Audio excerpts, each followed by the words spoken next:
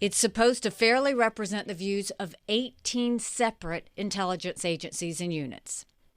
It has the authority over a $100 billion annual U.S. spy budget. A $100 billion U.S. annual spy budget. And it holds sway over which secrets we declassify. That's a big deal.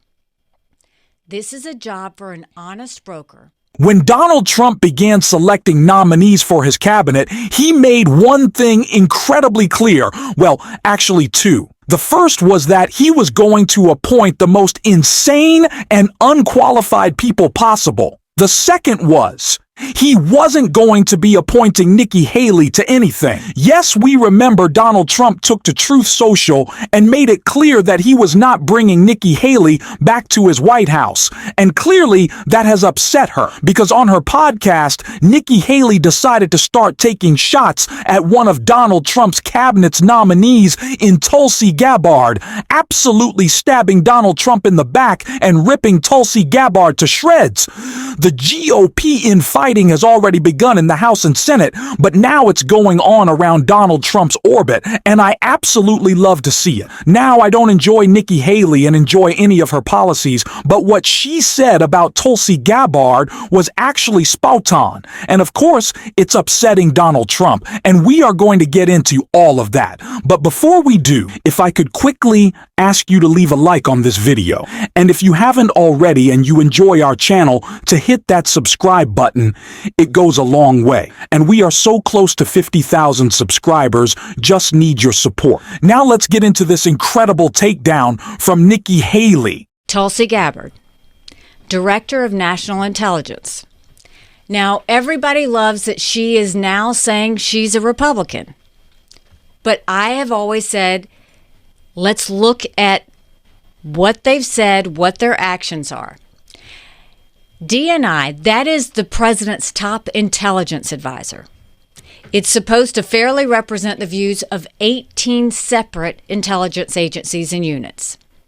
It has the authority over a $100 billion annual U.S. spy budget. A $100 billion U.S. annual spy budget. And it holds sway over which secrets we declassify. That's a big deal. This is a job for an honest broker without any pronounced policy biases. So hold that thought for a second.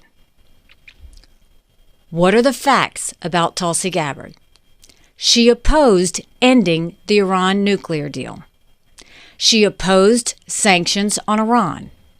She opposed designating the Iran military as terrorists who say death to America every single day. She said that Donald Trump turned the U.S. into Saudi Arabia's prostitute. This is going to be the future head of our national intelligence. In Congress, Tulsi criticized Trump's authoritarian strike against Qasem Soleimani. Now, I will remind you, he was considered the master of death in Iran. She said he had no justification whatsoever for killing him. She tried to limit Trump's war powers against Iran. She tried to cut our annual defense budget so that we couldn't punish Iran and hinder their influence. Reminder, Iran is our #1 sponsor of terrorism, and Tulsi Gabbard was defending Iran. She went to Syria in 2017 for a photo op with Bashar al-Assad while he was massacring his own people. She said she was skeptical that he was behind the chemical weapons attacks. Now, this to me is disgusting because, Cheney, you and I were at the United Nations when Assad did those chemical attacks on those children. Yep. And you can go back and look at a speech I gave holding up pictures of dead children who had been killed by chemical attacks. Yep, choked to death. For her to say that Assad was not behind that, literally everything she said about that were Russian talking points. Every bit of that. That was Russian propaganda. After Russia invaded Ukraine, Tulsi Gabbard literally blamed NATO. our Western alliance that's responsible for countering Russia. She blamed NATO for the attack on Ukraine. And the Russians and the Chinese echoed her talking points and her interviews on Russian and Chinese television. Tulsi Gabbard pushed for dropping charges against WikiLeaks founder Julian Assange and pardoning National Security Agency contractor Edward Snowden, both whom were accused of leaking highly sensitive U.S. secrets that put Americans in danger. She called for Trump to end the destructive trade war with China. So now she's defended Russia, she's defended Syria, she's defended Iran, and she's defended China. Now, she has not denounced any of these views. None of them. She hasn't taken one of them back. DNI, Department of National Intelligence, this is not a place for a Russian, Iranian, Syrian, Chinese sympathizer. DNI has to analyze real threats. Are we comfortable with someone like that at the top of our national intelligence agencies? Again, I don't particularly enjoy any of Nikki Haley's policy positions. I don't enjoy her personally because I cannot fathom that a person would understand how dangerous Donald Trump and of course his cabinet nominees are and still support him, even though of course she was challenging him there and has called him out a couple of times. But this is the guy you wanted to throw your full support behind, the guy who was actually willing to throw you under the bus immediately after doing so. It shocks me. But it is still important what Nikki Haley is saying, that Tulsi Gabbard is obviously so incredibly dangerous and heading up such an important agency. These are all of Donald Trump's nominees, but what he's doing right now is flooding the zone. There is so much crazy, it's hard for us to separate it. We're so focused on Matt Gaetz that we forget about RFK Jr., Pete Heath, or Tulsi Gabbard, but we have to call all of these people out. We also have to call out the ridiculousness that's going on in this Republican Congress, with a focus not on improving anyone's lives, but attacking one specific member of Congress, Sarah McBride, who is the first Congresswoman, the first trans Congresswoman to ever be elected. And she is getting attacked left and right by unhinged Republicans and Speaker Jeffries. Sorry, should be Speaker Jeffries called that out right here. The notion that this incoming small House Republican conference majority is beginning to transition to the new Congress by bullying a member of Congress. This is what we're doing. This is the lesson that you've drawn from the election in November. This is your priority, that you want to bully a member of Congress as opposed to welcoming her to join this body so that all of us can work together to get things done and deliver real results for the American people. I think it causes you to have to ask the question, what was all the rhetoric about over the last several months on the campaign trail? Did you lie to the American people? Are you really focused on solving problems for the American people?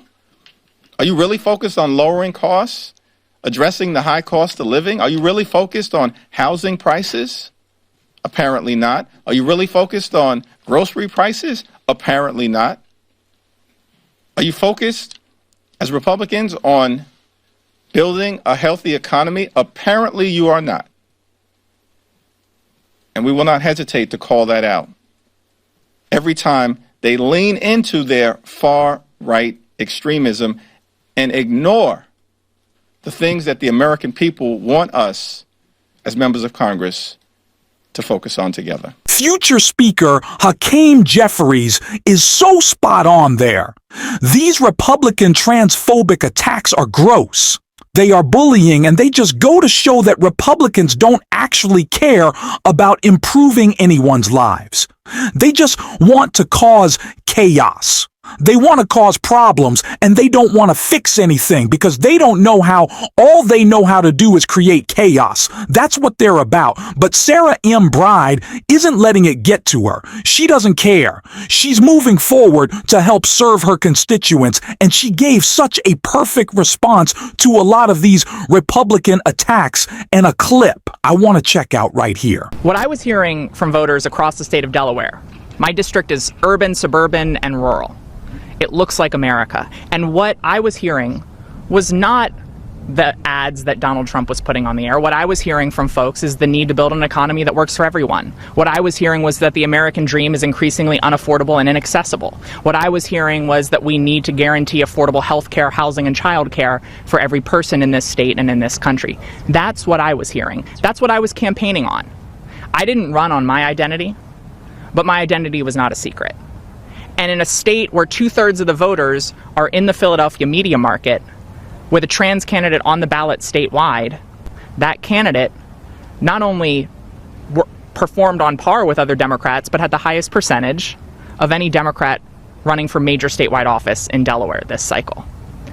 And so I think what we have to all recognize here is that when a politician tries to take an issue that impacts a handful of people in a handful of states and turn it into the most important issue in an election, everyone has to ask why. And the answer to that question is that Donald Trump was trying to divide and distract from the fact that he has absolutely no policy solutions for the issues that are actually keeping voters up at night, the issues that I was hearing about on the campaign trail. And I think we have to be crystal clear as we move forward that we are going to call out the hypocrisy of Donald Trump, of disingenuously claiming that he is a fighter for working people when his agenda is pro-higher cost. That is what real leadership looks like. Not this nonsense that Republicans are doing that is focus on your constituents, your community, and moving our country forward. And we need a lot more of that. Disappointed that the American people couldn't see that. We needed a lot more of that both in the House, the Senate, and the White House. But we keep fighting for 2026 and 2028, and we're going to keep talking about that. And all the elections between as well. Let's be honest, we're going to fight every day. We're going to keep talking about that on this show every single day. And if you want to support that, as always, you can hit that subscribe button. You can leave a like on this video. And if you're stuck around at the end, you can drop a blue heart in the comments. And until next time, I'll see you soon.